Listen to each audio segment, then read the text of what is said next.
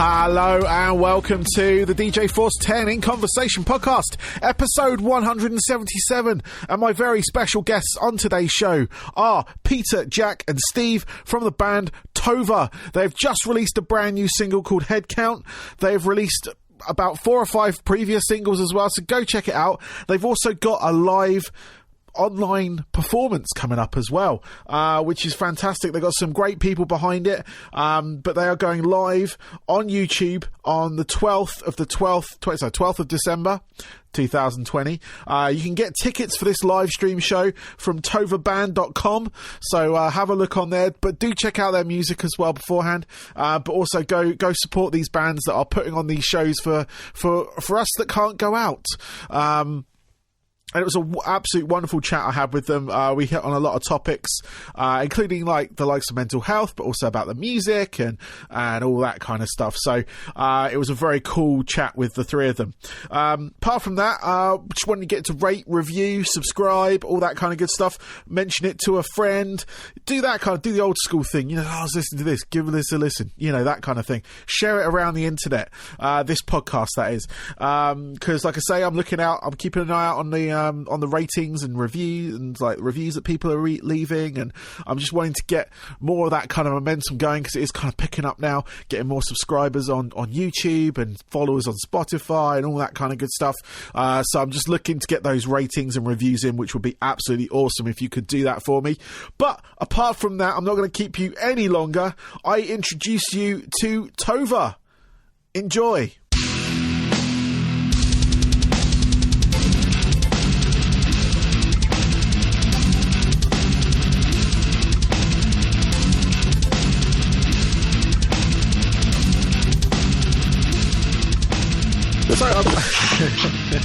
So I'd like to welcome to the show today, I have Peter, Jack and Steve from the band TOVA. Welcome, guys. Hello. How are we all doing today? Yeah, I'm doing good. Manic day at work, but, you know, everything's all good in the hood. Excellent. That's good to hear, despite the issues, like we were saying beforehand, that's going on at the moment, and an impending lockdown and whatnot. But anyway, we're here to talk about your music. So, I'm a very recent fan of yours. To be straight up honest, the first time I heard you was the track Headcount, which you've just released. Cool. I went back, I listened to Absent as well, and really liked that. And that's why I kind of got in touch with you guys, because I dig the music, so it's all good. Thanks, man. Oh, that's really good to hear. Thanks. Excellent. So, let's talk about Headcount, your latest single. This is your 4th single, from what I've gathered from research. I'm assuming that's correct. Think so. No, think so. Number 5. Yeah. Living Like Ghosts, Sugar Rush, Gun Dogs, Absent. 5. Oh, it's 5. Oh, yeah. Oh, cool. Yes. All right. So 5. It just shows my research is that good. Sort of sets the tone for the rest of this interview, I guess. No, it's all good. But yeah, no, I really enjoyed Headcount. It had a real kind of like, I don't know, kind of vibe from back when for me, a bit like Censor and Asian Dub Foundation, stuff like that from sort of back when, and it kind of obviously has. For me, I'm just going through what I've got from it is like Into Shikari, which I think was mentioned in a press release that I got sent. But you got Hacktivist as well. It's got a bit of that in there. And I was just sort of like wondering where you guys sort of like where you lie with your sort of like influences and stuff, because I can hear quite a few things going on. But where do you guys come up with that? That's really cool, man. I'm really glad that you've kind of like pulled some slightly more like old school references from it. We, funnily enough, started writing it because of, it started as a bit of a joke, actually. Okay. Me, myself, Jack and Pete watched about 2 hours of Corrupt FM doing a BBC Radio 1 takeover. Yeah. And after those 2 hours, I think Pete went outside and shotgunned a few beers. And we thought, wouldn't it be really funny if we wrote a garage song and then replaced all of the garage influences with guitar? And that's how it started. Okay. And it grew from there, and it went from something we did essentially to make ourselves laugh, and we did it, and we ended up laughing simply because we thought it was so good. We were like, we've never heard a band do this. I mean, we have influences from Enter Shikari. We've had a few people mention Hacktivist, which I used to listen to a fair few years ago.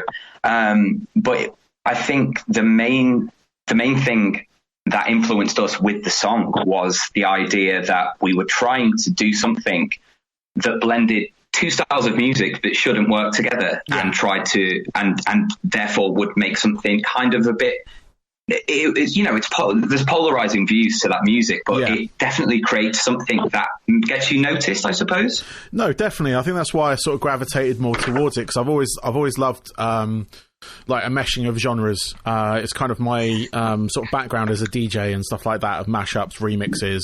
I was a scratch DJ in a new metal band, so I had that kind of hip hop influence with metal and stuff. That's so sick. So it's just stuff like that I've always loved, and I can hear the garage stuff in there as well.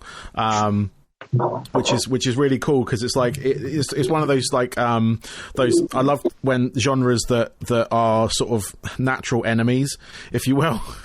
Like when it shouldn't work but it does. Yeah, exactly. It's like, the sort of like heavy metal and dance and electronic dance music and like back in the day of like rocks and mods and all that kind of stuff. And I've always loved when someone just goes, what, fuck this.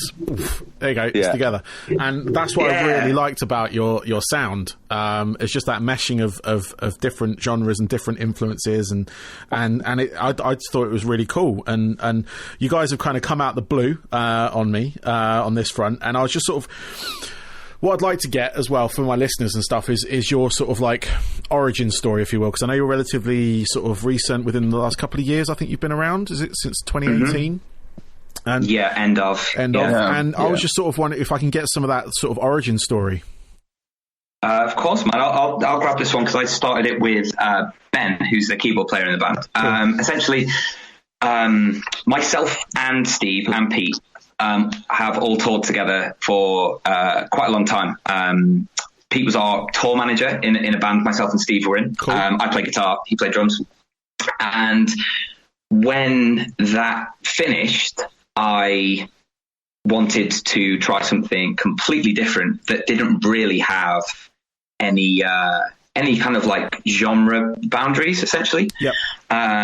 It started essentially because I suffer with depression and quite bad anxiety, and have done for quite a long time. And I wanted to create something that gave me an outlet, because I was very lost without doing music.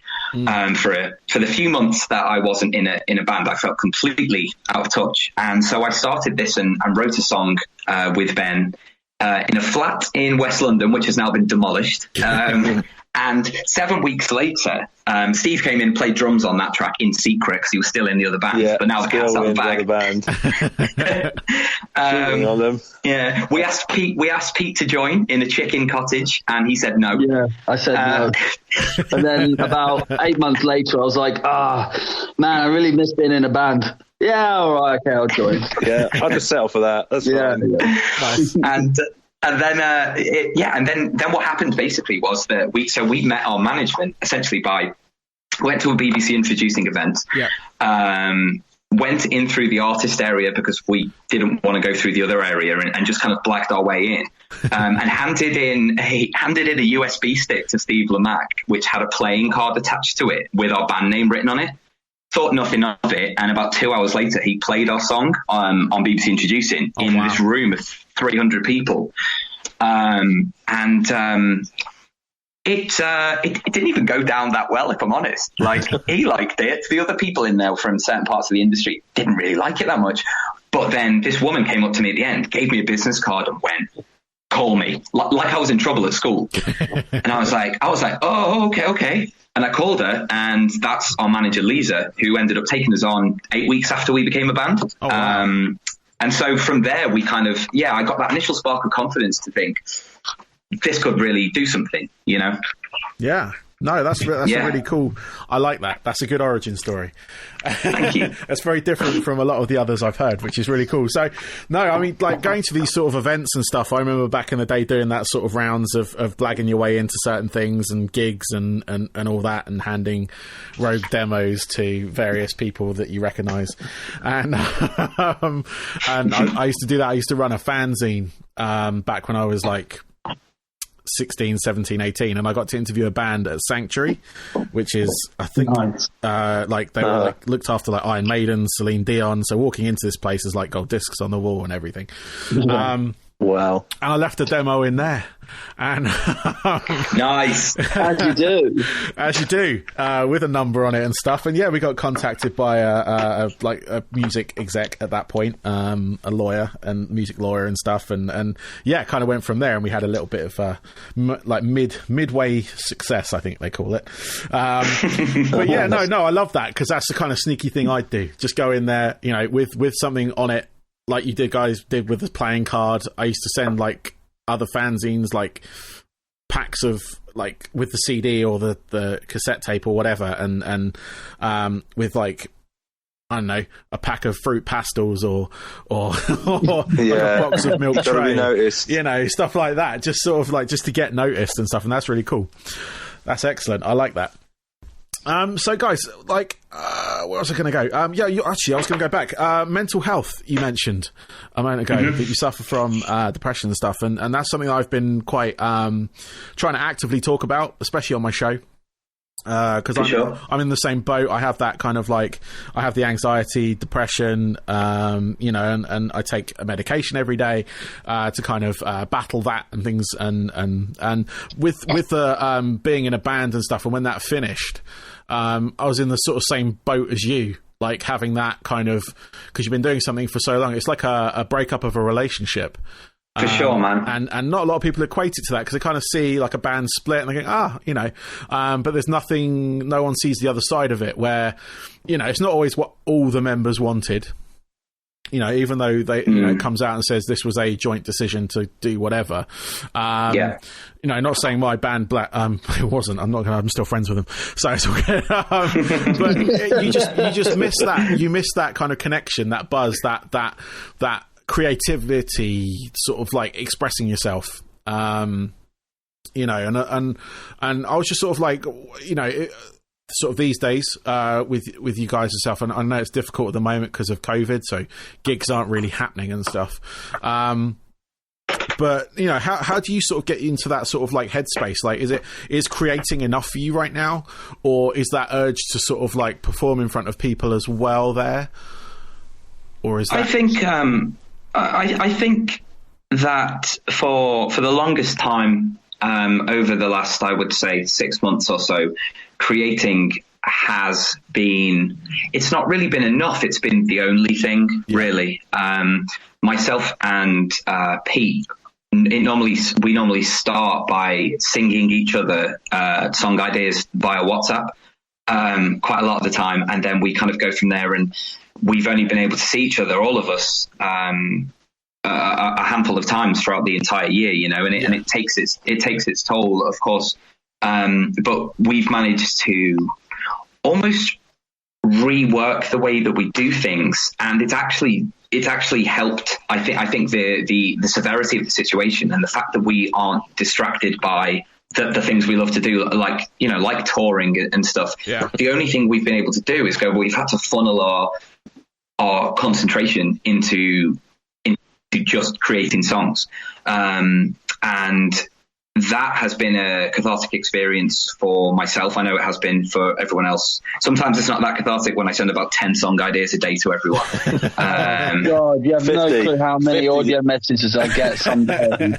I get like WhatsApp voice notes, honestly. Oh, nice. Every time I see audio message, Jack, forgery, I think I have this instant dread of, oh my goodness, I'm going to have to listen to about 10 different song ideas today. I have to listen to them all though. No, that's really cool. I was like, I don't ignore. I was discussing with someone ages ago, actually. Someone should release a lot of bands like music memos. Oh God! You know, just like those working ideas and sort of getting into that sort of like, you know, where those songs come from a bit. But if anyone, dude, I'd love to do that. You know, there's like 150 different ideas coming out that we'd be able to have it by the end of that, just in like a month. Yeah. We have them all saved on our computer, and we've had.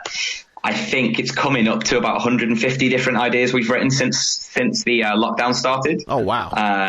And it's just for me, it's a constant distraction, and it's especially the best thing for me, honestly, is plugging in headphones and just messing around with things that come from, like we said before, things that come from different genres, and the best thing about working.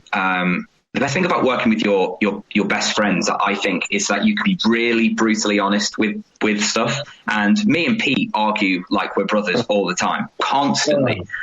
But it always helps create the best music, because there's never a point where we kind of bite our tongues. You know, I think being polite is just a fancy way of lying, you know, or not telling the truth. Like I think me and you, we've learned, we've all learned from previous bands that you just got to put it all on the table and just be honest with each other. You know, don't be a dick to each other. Yeah. But you'll get to the end result a lot quicker if you just be honest and communicate, rather than, you know, kind of going off in a huff or anything like that. So we work very well, the four of us, just because we just act like children and just tell each other what we think and just have a laugh doing it. Don't take ourselves too seriously, really. Yeah, no, that's really cool. It's the kind of thing I have with it's called fearless feedback, where if I'm working with a collective of people, I always say to them, look, if there's anything you want to say, don't feel like you're going to hurt my feelings or anything like that. If you feel you've got something to, you know, add to this, or if you don't like something, let us know, because otherwise you end up, like you say, you can end up with a lot of tension between you guys, and obviously you guys know each other really well on that front, and you've got that connection where you can just go, you know what, that doesn't work, let's do this, or, you know, that is just plain shit, but we're going to do this. You know? Yeah, for sure. We've done, we've 48 hours at some point where we've been working on stuff. We wrote a song the other week. We sent it over to Steve, wasn't with us at that point, and we sent him over about 10 different ideas. He sent over loads of different notes about it. 2 days in the house with the lads. It took me about 3 hours to get there. And after the 2 days, Pete was like, I don't know if this is working. And I was like, I'm really glad you said that, because it just isn't. And sometimes you have to be honest with it. And, you know, we've written other songs that are due to come out next year that we've written within 5 minutes. We wrote Gun Dogs in 5 minutes, which was the first like proper single we put out, apart from the warm up ones, you know. We wrote that in 5 minutes, and we actually have the phone recording of that 5 minutes, and it's exactly as it is on the. It's literally like 99.9% exactly how it turned out on the record, which is an amazing feeling to just do that, and actually a jam becomes a finished single, you know, that goes on Kerrang and things like that. So, like, that was ace. Yeah. No, you must have something, guys. Yeah, so there's something there for you guys. It's good. It's good. So you mentioned there you've got a bunch of, like, songs kind of almost ready to release. Are you continuing the sort of, like, single releases, or are you going to sort of, like, combine them all for an EP or an album or anything like that? Pete? Yeah, so the plan is to pretty much, I think it's release 2 or 3 more singles, with the intention of then releasing an EP, which will have probably 4 or 5 songs on it, next year, towards the end of next year. Okay. We're going to try and stagger those releases out, so hopefully that people start picking up our music a bit more and start understanding what we're about and why we're creating the music that we do.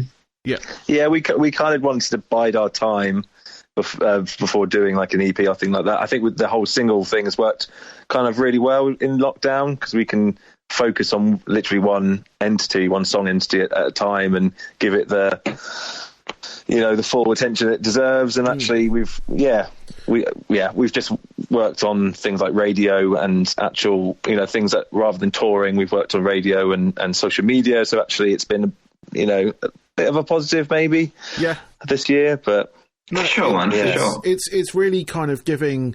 I've always thought the sort of like digital release like platform has always been a level playing field for every artist. and then it's down to the promotion that you kind of put behind it.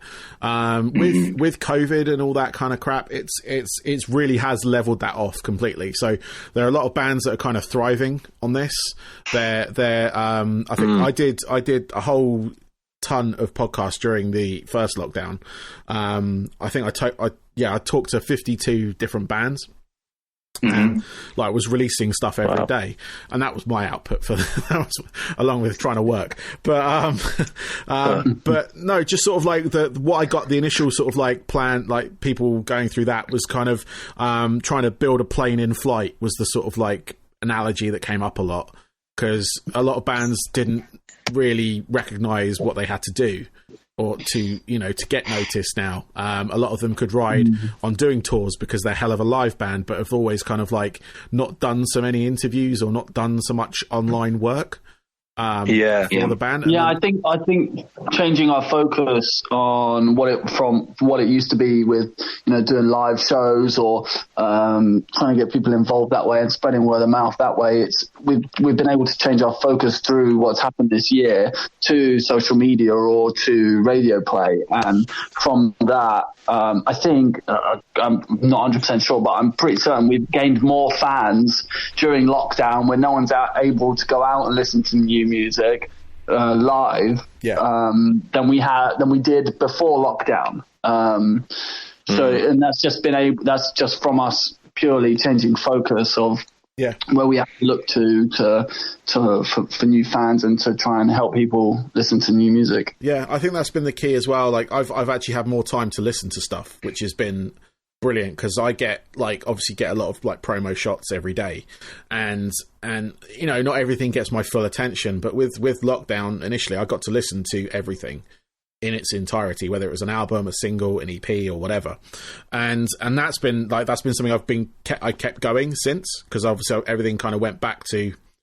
I want to say normal, but I went back to work, and kids went back to school and all that kind of stuff. So it did go back to some kind of normality, but I've kept that discipline of listening to everything that I get sent, like in its entirety.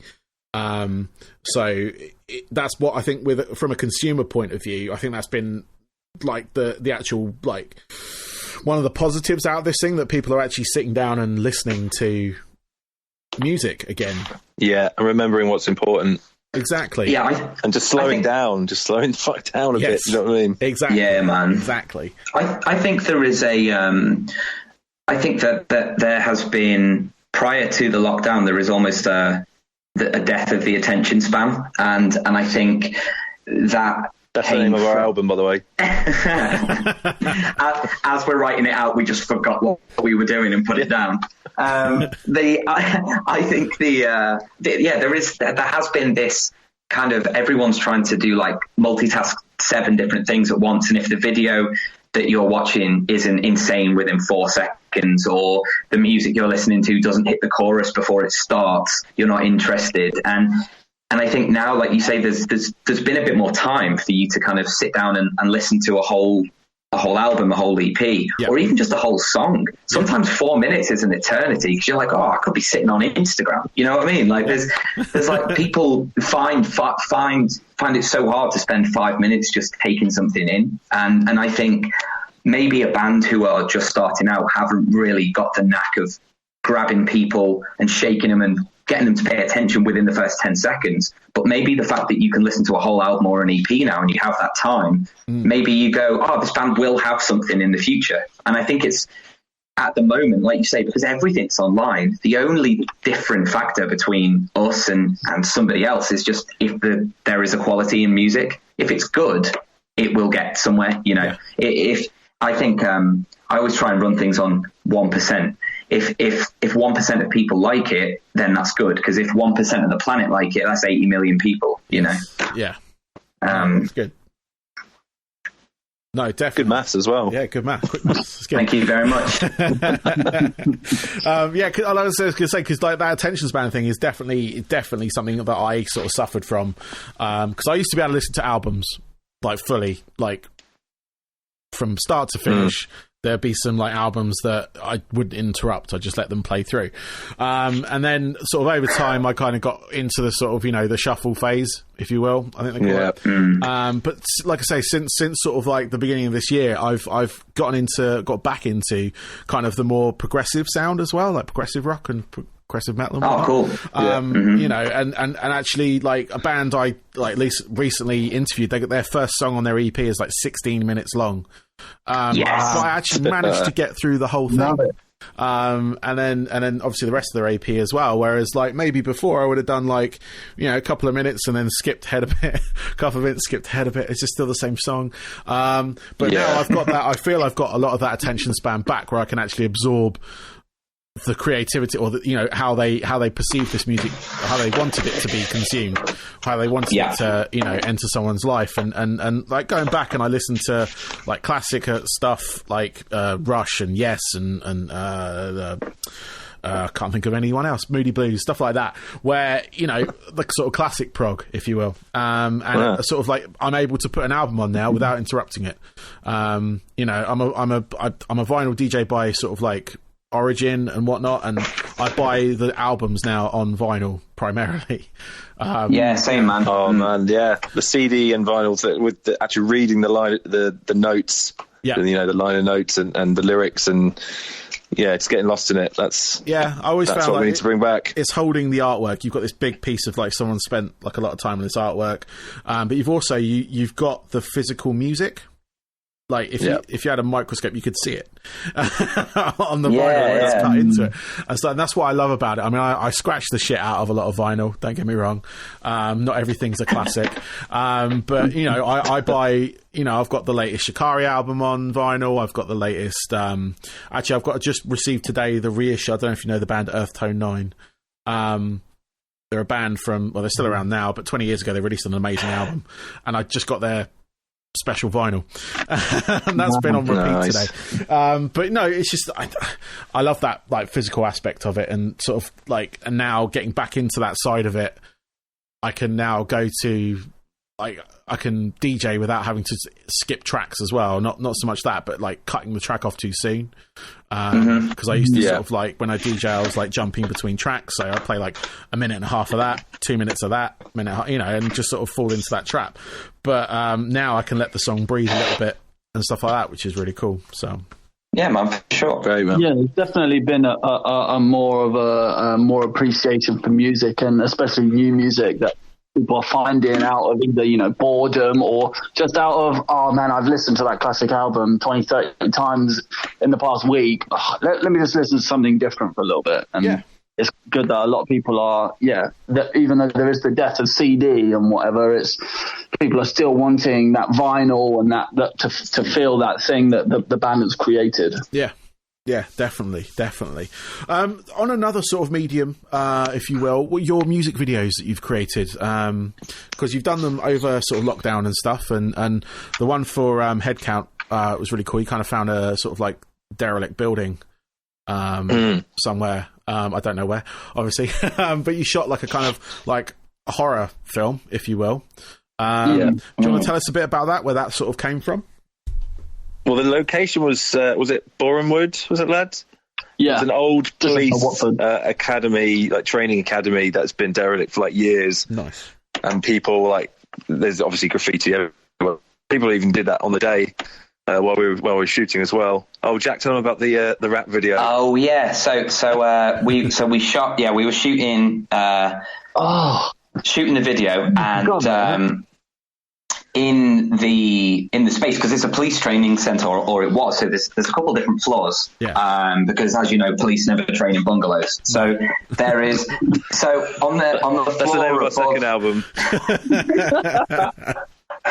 On the floor above where we were, at one point we were doing a scene or whatever it was, and someone was like, I think that guy has a snake. And we were like, what? And we looked up, and there was a rapper who was like miming along to a song being played out of a phone. Someone was filming the music video on the phone, and he was just stood on these stairs with this massive snake around his neck. I was so jealous. I wanted my snake. I was wondering where my snake was for Headcount. Yeah, I mean, it was obviously a renter snake, though, wasn't it, lads? But it was really tense because I was like, I mean, that might just chomp someone at any point. I thought at one point it looked like there was like a music video standoff where we were waiting for them, they were waiting for us. Because we both had our playback, obviously, playing. Across the room, just like, so who's going to go next? Are you going to stand here? Like, what? We're shooting here. And it was just so intense at one point.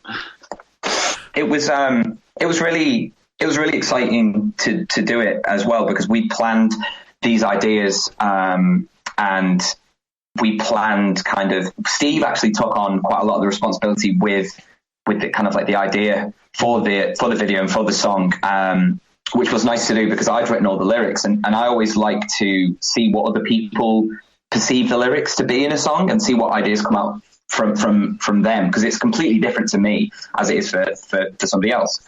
So there was just loads of really interesting. I love horror films, and it was just really fun to act out ridiculous, like almost like slapstick 80s kind of like horror cliches in a music video. I think at one point, me and you, Jack, we did like a Most Haunted-esque kind of scene where we were running away from like in like night vision and don't go down there kind of thing. Oh, look at that. As in like patting on my shoulder and looking at the uncut footage, it looked incredibly hilarious watching you two do that.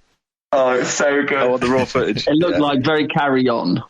Oh, brilliant. It was. There was one bit where you had to drag me down these cement stairs. Oh, yeah. And I got like bruises all on my torso for like a couple of weeks. It was worth that one shot, right?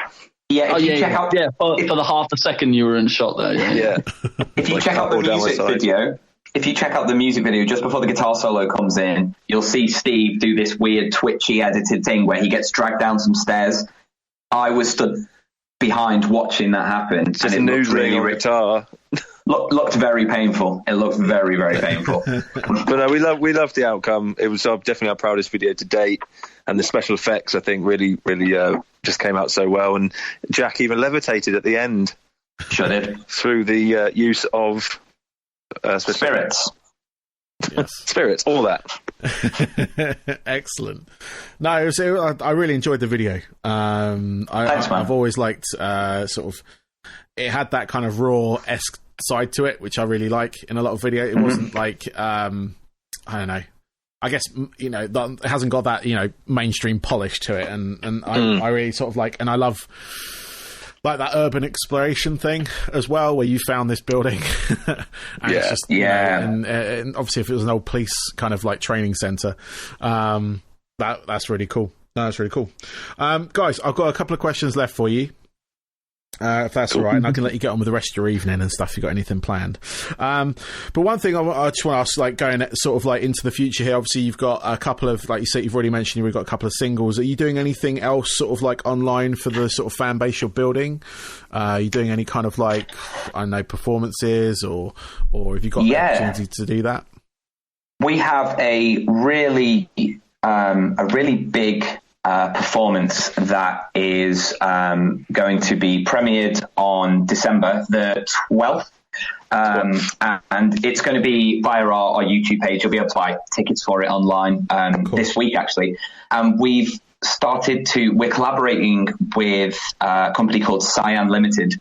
They do the lighting for like Bring Me the Horizon, Youngblood, Tyler the Creator. Nice. And so we've kind of got the help of the Arts Council. We've got Arts Council funding for this performance, and it's in this massive warehouse space that they've created. They've created like a streaming almost venue. So we've got access to all of the best, essentially the world's best kind of like lighting rigs for this performance. We are going to be having a variety of like costume elements from different videos that we've done. We're going to be performing songs from the very first song we've written and recorded that went on to BBC, up to the songs that we've had on Kerrang. And there's also going to be a bunch of new songs that no one's heard. Half the set is completely unreleased music. Wow. And that's going to go out on December the 12th. And you can get tickets for it online. And you'll also have an option to be able to buy it and then have it downloaded. So it's going to be, for us, it's I feel like it's definitely going to be the thing that puts a stamp on our career and kind of says, you know, here we are, like this is where we're heading, because of the set that we have prepared. We've got it all together just before lockdown, fortunately enough. But I think I can speak for all of us really when I say we're incredibly proud of it.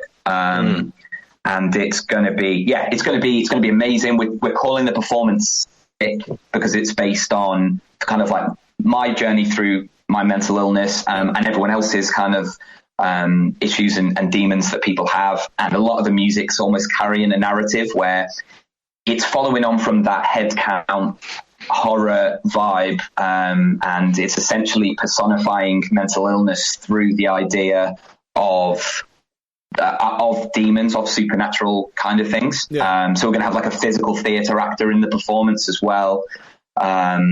It's going to be really, really cool. So I would definitely check that out on December the 12th. Excellent. No, I'm going to check that out. I will check that out. Awesome. It sounds really cool. I mean, I love the way like artists like yourselves have kind of found these avenues to kind of still play. There's obviously, like you say, like the venue you've got up is kind of set up as a streaming venue, which is again a great business model for these days.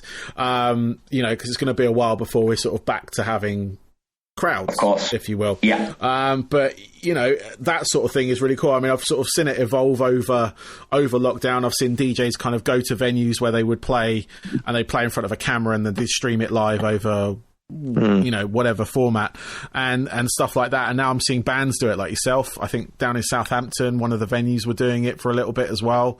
Is it 18? I can't remember the name of the venue. It's a date, but it's a year, I should say.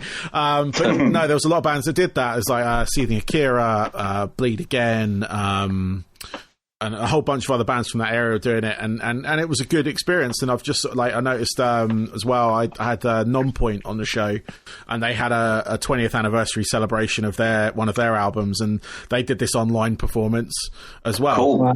Where they kind of entwined live performance, which they were doing there and then, but they had like vignettes between songs and stuff of like creating of that album and things like that.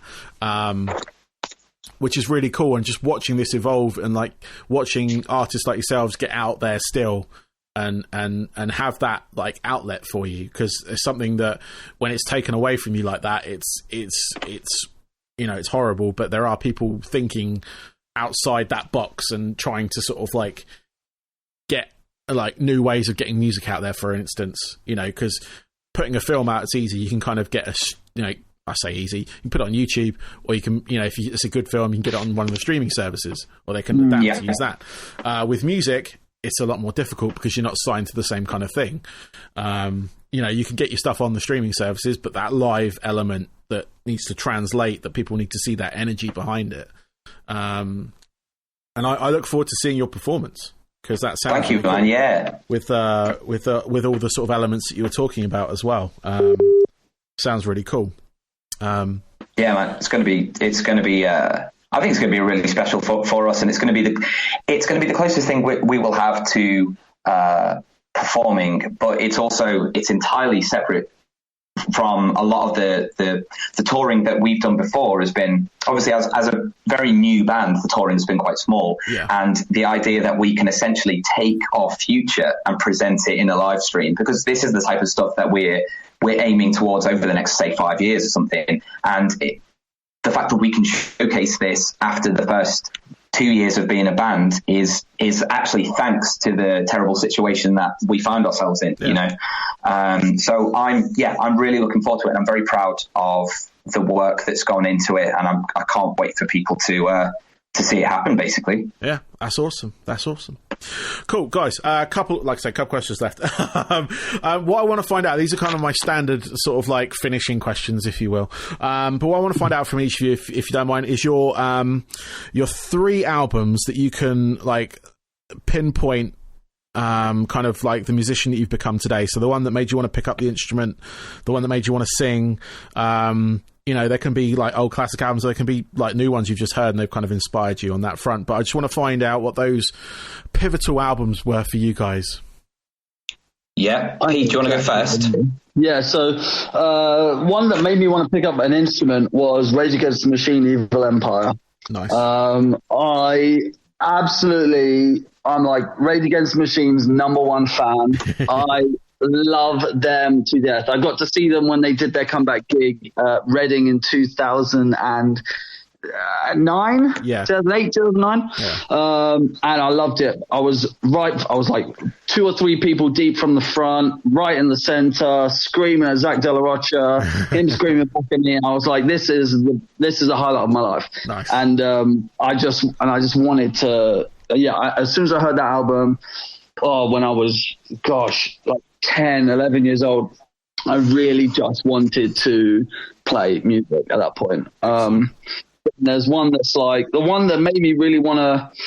So I do some backing vocals in the band, and one album that really made me want to really start singing more. Because in a previous band, I used to be a screamer in a band me and Jack used to be in together. Okay, we were children. What was that? I said we were children in that band. Yeah, when we were children, yeah. But one that really made me want to start, singing and taking music quite seriously was I Like It When You Sleep by the 1975. Cool. I just love the melodies in it, and a lot of the stuff in there is just really quite nice, and a lot of the subject matters really connected with me when they first released it. It just sounded really, really nice. Cool.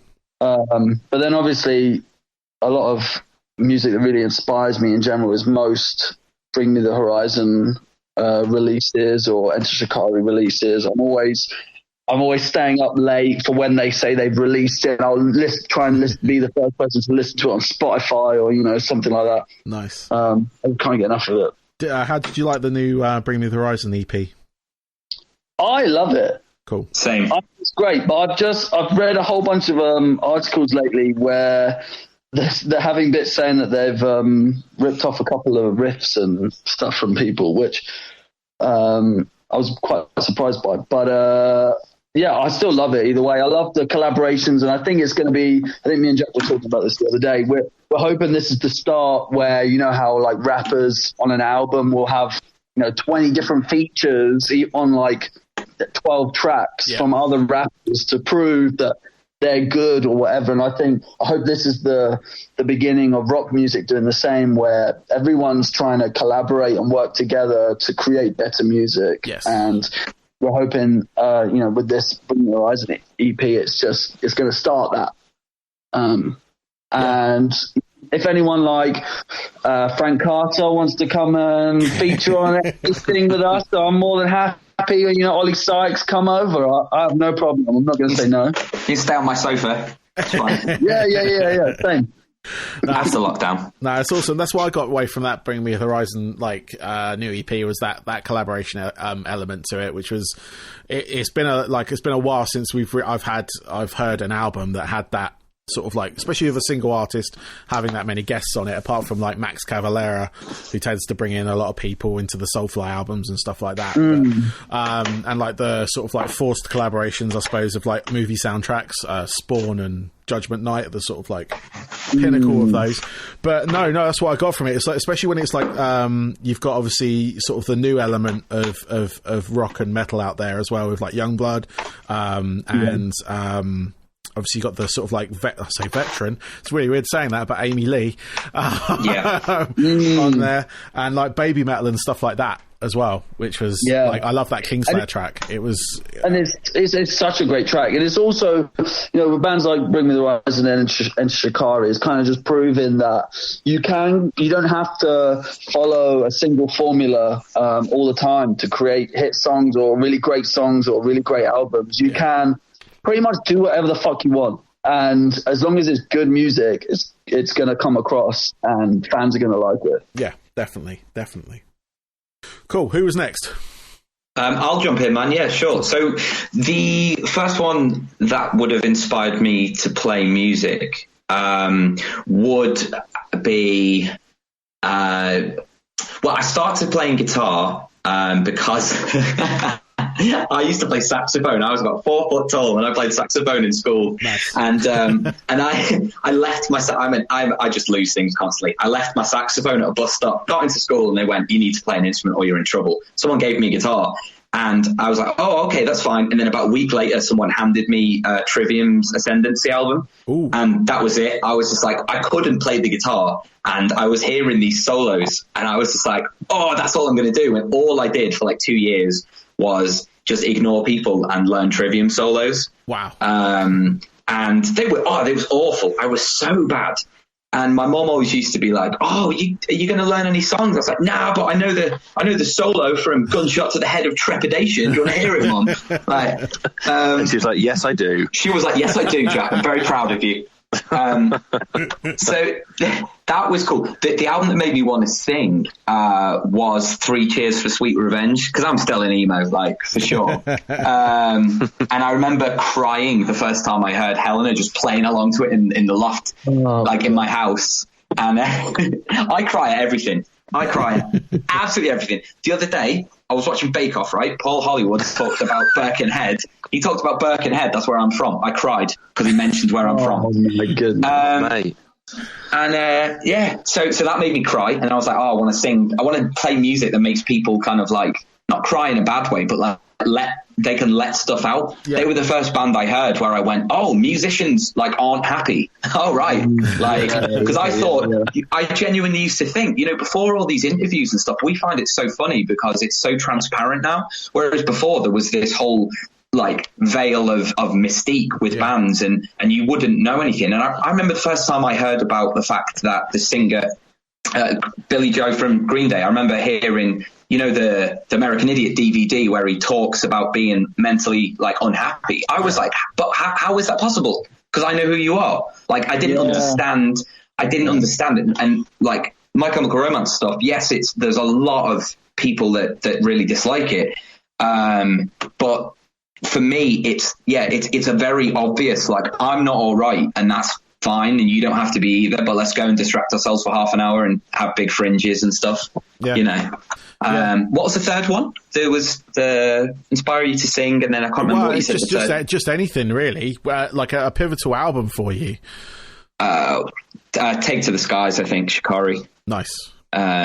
Because I think, and Shikari, for me and Pete, you should see his room in his house. It's just Shikari stuff all over the walls. I fanboy quite a lot when I listen. I'm a fanboy of music, and I can't get enough of a band when I start listening to them. Basically, nice. Yeah, just that album just made me. You're definitely the biggest fanboy of.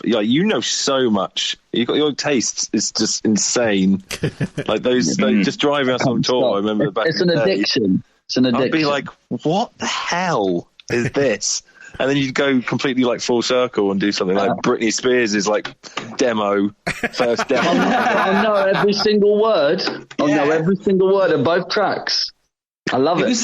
Who's that rapper, Pete, that you played? We once did an 18-hour drive on a tour, and I think 6 of the hours he was playing the entire discography of...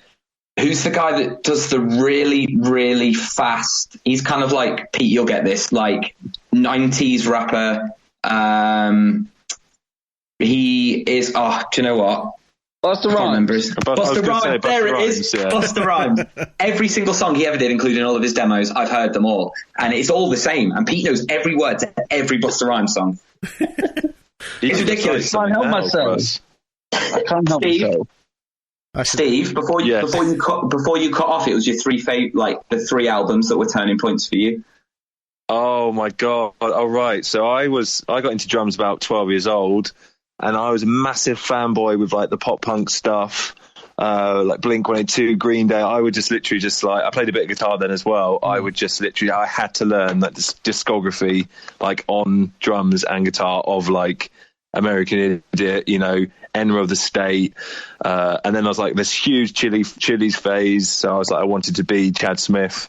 Nice. And I'll just drum in my bedroom to like all the Chili Peppers albums, and then then Rage and Muse and things like that. I was major like noughties fan kid.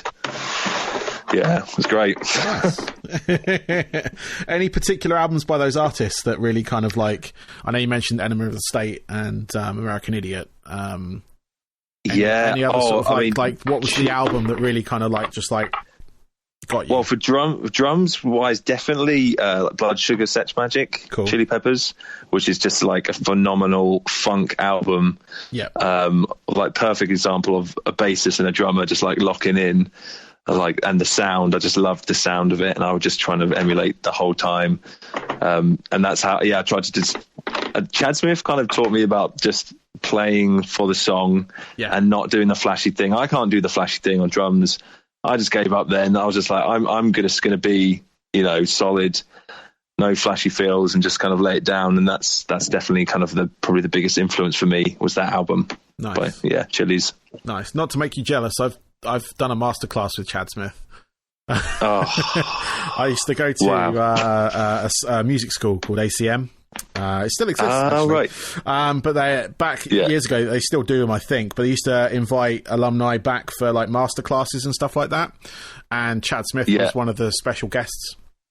And being a bass player, it was kind of like amazing. Like, I'm not gonna lie, it was one of those things where you just like, you just like.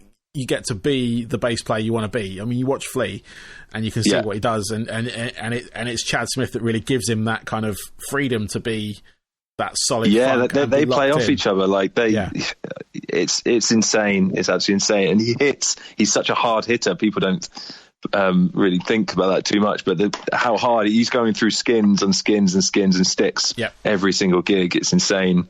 I saw like a video of his like drum tech going through all the gear he goes through in one gig. It's insane.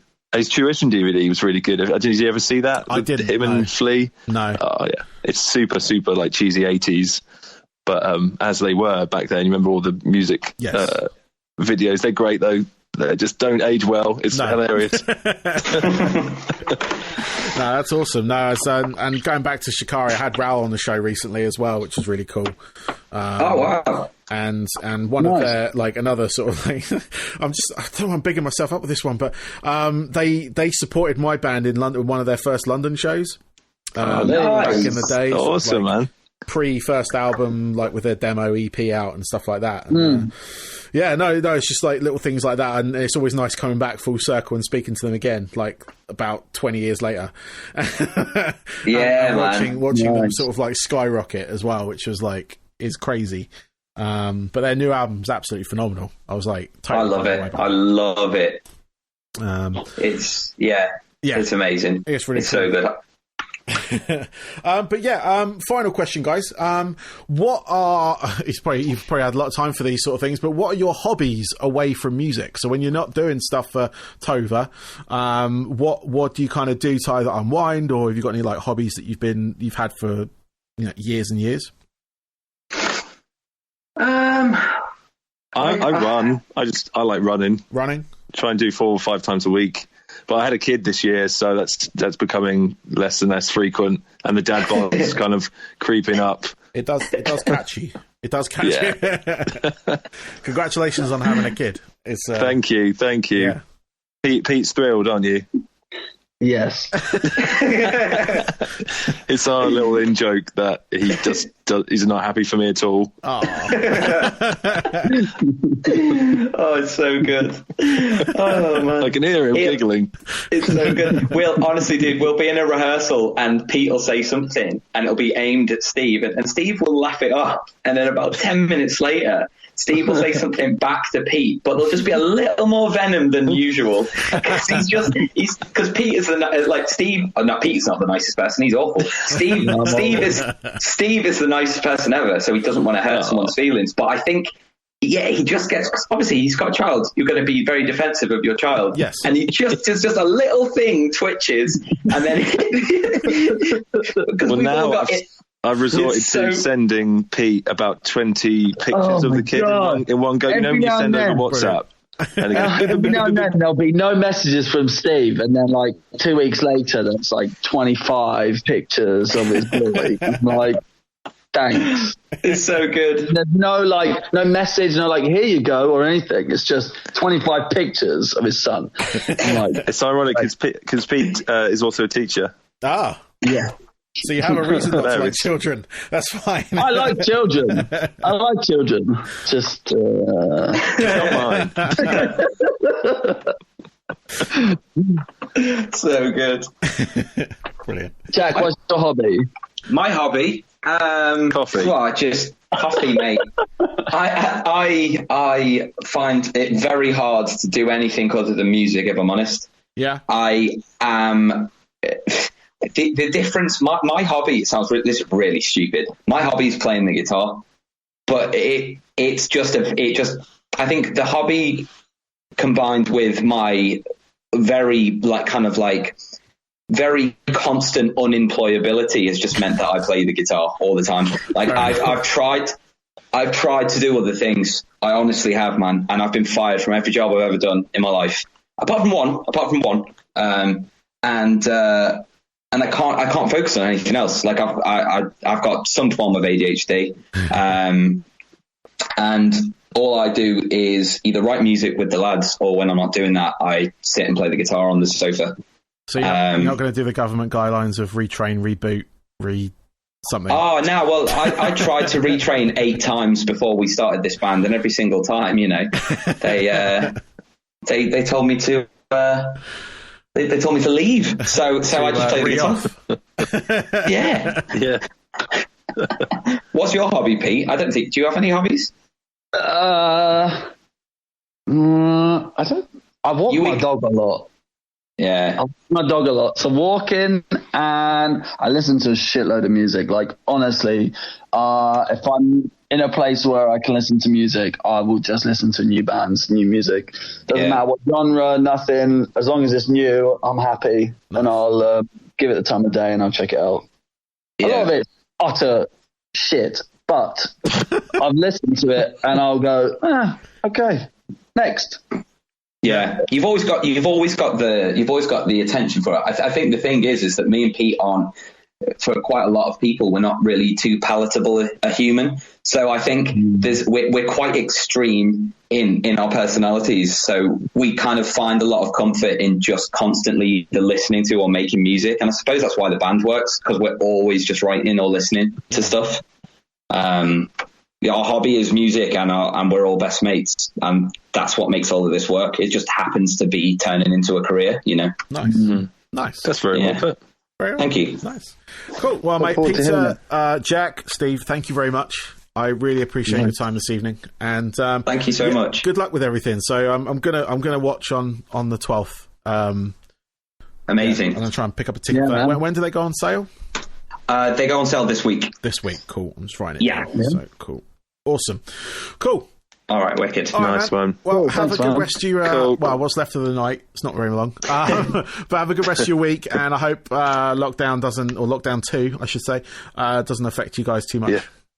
Thank you. All right. Thanks, man. You too. Thank you, mate. Appreciate it. Bye. Nice to speak to you. See you later. See you later. Bye. Bye.